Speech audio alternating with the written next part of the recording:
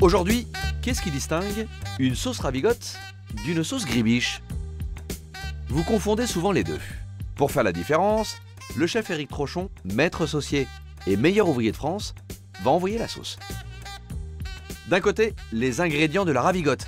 Des herbes, un oignon, des cornichons, des capres, de la moutarde, de l'huile, du sel, du poivre. De l'autre, ceux de la ravigote.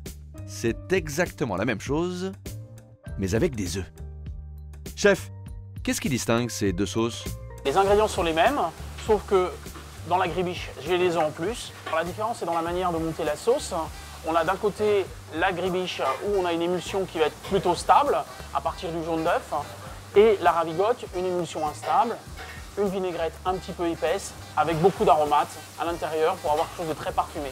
On va s'en servir pour les abats blancs, la langue, les pieds évidemment, la tête de veau, très fameuse, mais également un poisson cuit vapeur ou un poisson froid.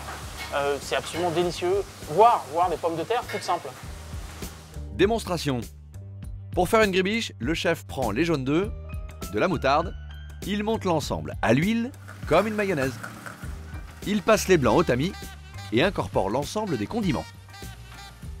Pour la ravigote, il met de la moutarde, ajoute du vinaigre et monte à l'huile, une sorte de vinaigrette où il incorpore les mêmes condiments à l'exception des œufs.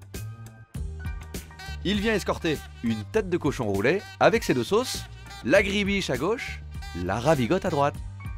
Vous avez compris les amis, la gribiche c'est plutôt une mayo, la ravigote une vinaigrette. Pas besoin de se prendre la tête, de veau. À très vite dans Très Très Bon, et d'ici là, très très bon appétit.